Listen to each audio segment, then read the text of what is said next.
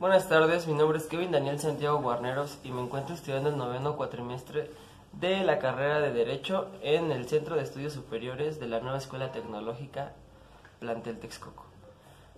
Este video es para presentar mi trabajo integrador, en donde vamos a hablar de Raúl Ociel Marroquín Reyes, que es un asesino en serie mexicano encargado de 6 secuestros y 5 asesinatos.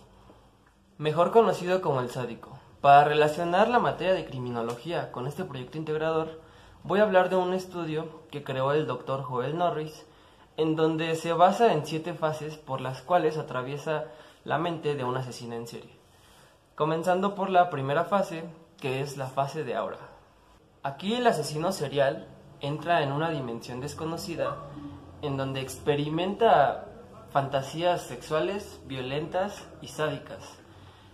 Se ha revelado que en la mayoría de los casos los asesinos seriales han tenido problemas en su infancia, emocionales en específico.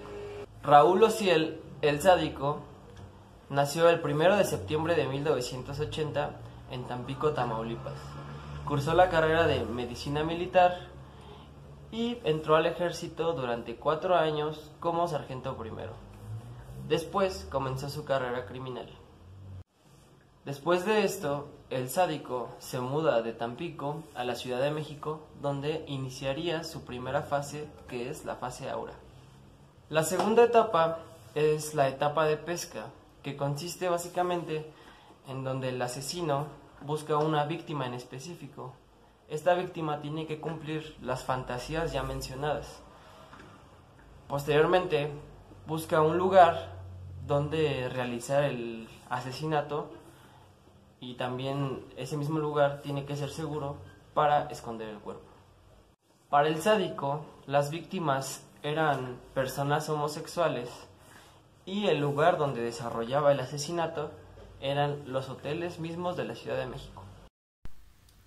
La fase 3 se llama fase de cortejo y esta consiste en donde nuestro asesino en serie conoce a la víctima para ganar su confianza.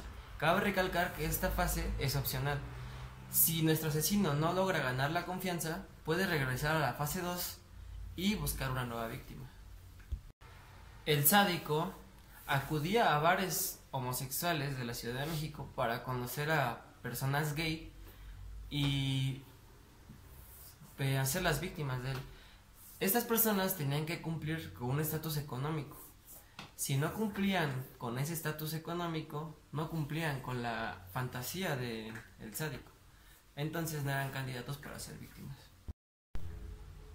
La cuarta fase es la fase de captura, que consiste en capturar a su víctima y pues tener control sobre ella. Y una vez teniendo el control sobre ella, el asesino en serie puede satisfacer sus necesidades fantasiosas que tenía hasta ese momento.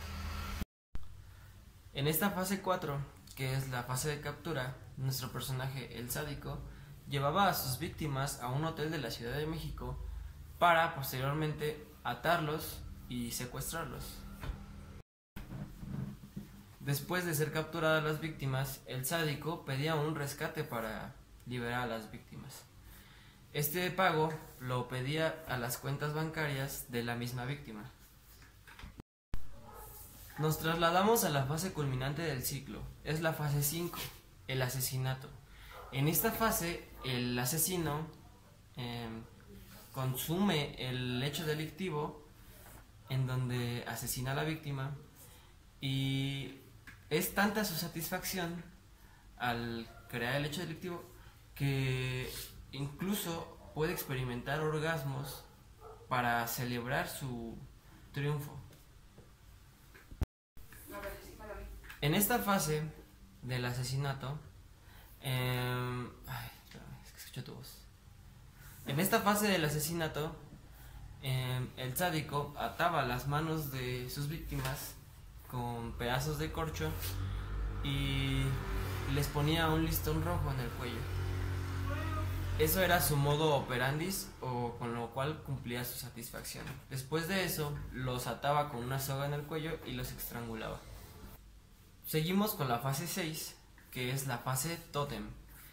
Posteriormente al asesinato, el asesino sale de la fantasía que experimentó al consumir el hecho delictivo, y la mayoría de veces cuando salen de la fase 5, el asesino entra en depresión, ya que ya se le fue la sensación de triunfo. Comienza la fase tótem, donde el asesino busca cómo revivir la satisfacción antes mencionada. Para esto conserva piezas, objetos personales de la víctima para revivir la sensación que había conseguido y así conservar el éxtasis.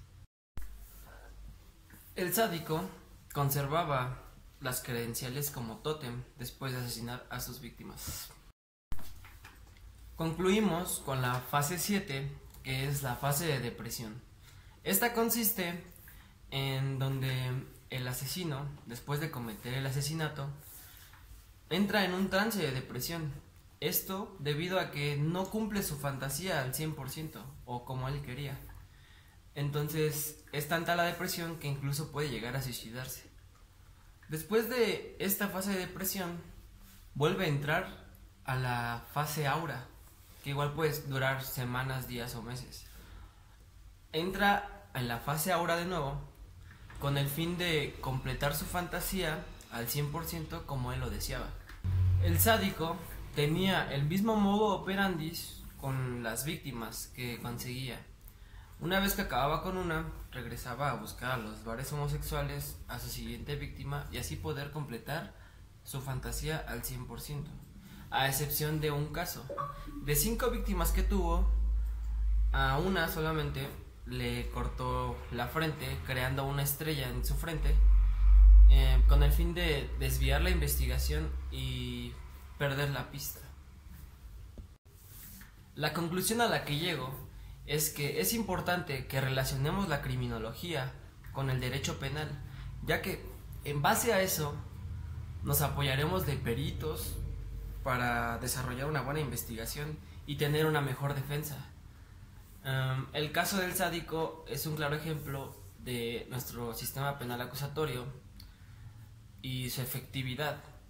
¿Cómo es que llegaron a atrapar al sádico? ¿Qué procesos se llevaron? ¿Y cómo se apoyaron realmente de lo que es la rama de la criminología? Con esto terminamos nuestro proyecto de integrador y quiero agradecer a mis compañeros, a el caso, las fuentes también donde saqué esta investigación, y en especial al maestro que nos dedicó su tiempo y pues nos ha explicado bastante bien lo que es una escena del crimen, el acordonamiento, etc.